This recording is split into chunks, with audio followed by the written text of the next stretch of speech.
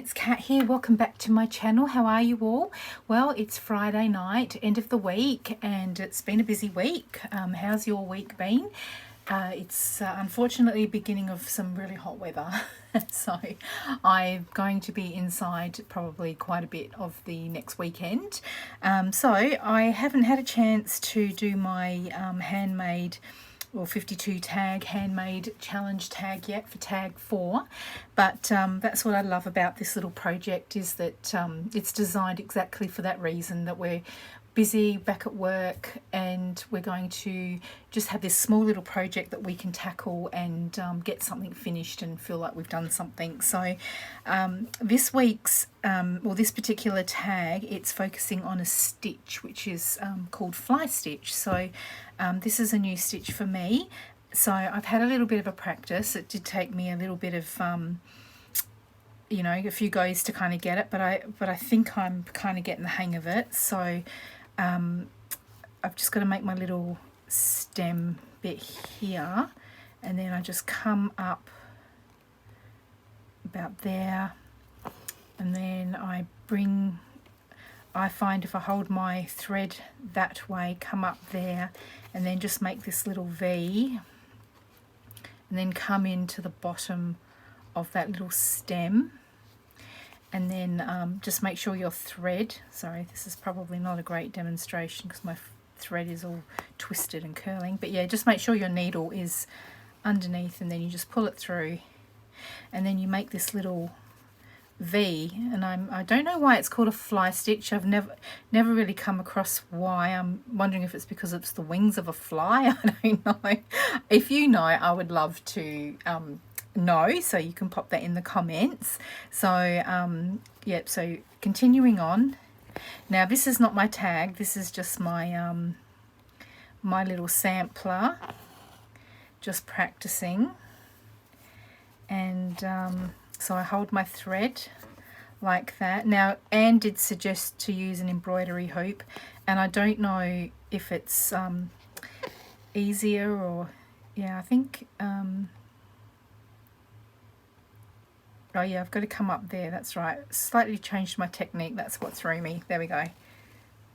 So I think if I do it that way, so if I bring, and then she said to focus on like directions, shapes, things like that. So if I come down like this, oh, that's a bit wonky, but anyway, this is just a practice one. So come down, hold my thread. I think if I do that, if I just sort of come in the back like that, and then come back up like this, and then there we go. And so it, to me, it sort of looks like almost like seaweed floating at the bottom of the ocean. But anyway, I think I've kind of got the hang of it, so I'll just put that aside. Now, I discovered this week from watching on YouTube, I bought these quilting little patches. So bit of a shout out to Donna Flower Vintage. Absolutely gorgeous, and I've had them sitting in there, and I've been wanting to think of a project, you know, of what I can use them for. I ordered them with something in mind at the time, but now I don't remember. But I thought that anyway, getting back to my story, I learnt on YouTube that it's a good idea to sort of pull these back, because when I had a look at them, I just assumed that there was just like this cotton wadding in between, but sometimes when they made these, they put old fabric underneath, and I grabbed my vintage little quilting squares, and I went, oh, well, there you go. So it is. So, and I've just noticed under the light here that no, I don't think that one does, but I just noticed when I picked up another one that I thought that I saw that there possibly was a little bit of fabric under there. Yeah, I think that there's a little bit of fabric under there too, so that's exciting. So I just thought I'd pass that along, just in case you didn't know, and you could be hiding, you know, sitting on some lovely little vintage fabric. So I thought what I would do is pick this. Now this is very, very fragile, so I don't know what state the material is going to be underneath, because it might have holes in it, and that's why it was put underneath. So let me unpick this.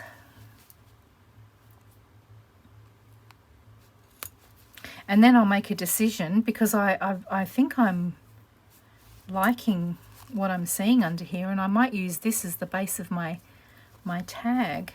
So to give you a refresher, this is my tag so far. So that's week 1, where it was white.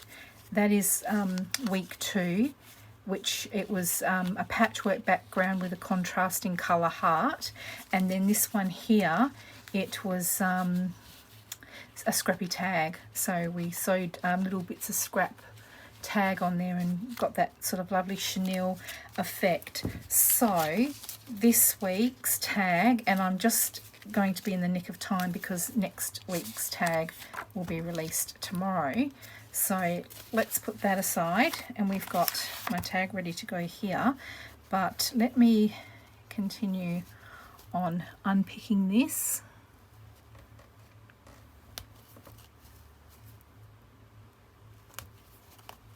It has got a hole. It's got a little tear in it, but you know what? It might not matter, because I don't need that much for my tag. But I like the little zigzag strips on this. So what can I tell while I'm doing this? What can I tell you about my week? The weather was a little bit milder, so that was nice. I did get out into my craft room during the week, which is rare for me, but I started organising my papers, and really happy with the progress of that. So after this I might go out there and finish that off. And I made some progress on my ephemera folder. I've actually put all my papers together, and I'm ready to sew them in, but I think I'll decide. I was trying to work out, do I put my little bits of vellum down for the little pockets first and then stitch in, or do I stitch in and then put my vellum bits in? So I think I've decided that I'm going to stitch the booklet in, or the signature in, and then I'm going to put the little vellum pockets on there. So if I don't get that done tonight, which I doubt I will do that tomorrow. Well, whoever stitched this has made the tiniest little stitches. A lot of patience. I was listening on the radio about children's, we should let children be children, and that, you know, there's a tendency to fill up children's time with a lot of activities. And one woman rang, it was a talkback radio thing, and one woman rang in and she was saying that she was the grandmother, and she was saying that she, you know, had to look after the children and take them on all their activities, and the mother had a spreadsheet of all the different places where the children had to be, and she said that she herself was exhausted, and the children were exhausted as well. And that was the context of the talkback, was that, you know, children should be children. And it just made me think about, you know, doing all this slow stitching and, you know, just these crafts, old sort of crafts. So there's our fabric underneath. So let me see if I can pull this. Oh, it's been stitched as well. All right. Hold on. This is coming off. Oh, so I might be able to get this piece off. Let's see. Okay, so I'm going to have to really work this.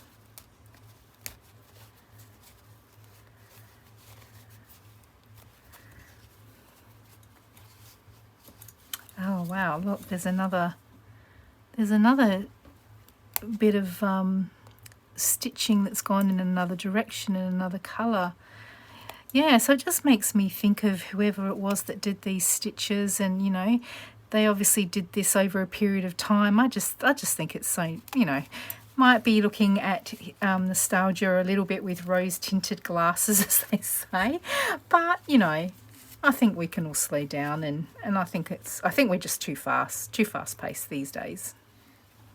Okay, so I unpicked it all, and it took a bit of effort, but I don't know, the fabric is so worn out, so I decided, but that's what I'm left with, that piece there and that yellow piece, and then I've got the same piece as that, or similar anyway, with the wadding. So there you have it. Now I've decided I'm going to go with this, and what I have done in the meantime is that I finished off my little practice run, and I managed to stitch the back of that. So, but I'm really happy with that. I kind of got the hang of it. So I think I'm ready to go. So we'll put that over there, and I'm going to keep those little samplers. So what I did was, on my little vintage piece of fabric, I got my tag and I traced around, and then I've just tacked it onto a bigger piece. Now what I might do, because I seem to get caught a lot when I use this, I seem to get caught in these bits, so I might use this. Now in my embroidery or slow stitching group that I'm in, they actually don't recommend to use these because, and I guess it is something you need to consider, because it can cause staining on your piece of work. But we're doing vintage work here, and we don't mind that, do we? In fact, we go to a lot of trouble to stain our stuff, so I'm going to use this.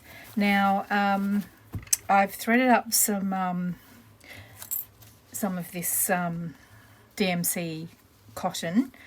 I've gone with these colours here, and also I've got some buttons here, and I have got some of this gold metallic thread as well, which when I stitched it in my sampler, I quite liked it, but it's got bits of black in it, so we'll see. I don't know if it's quite the right colours, but I was just getting very excited as I was doing the fly stitch. So I think what I'll do is I will make a start.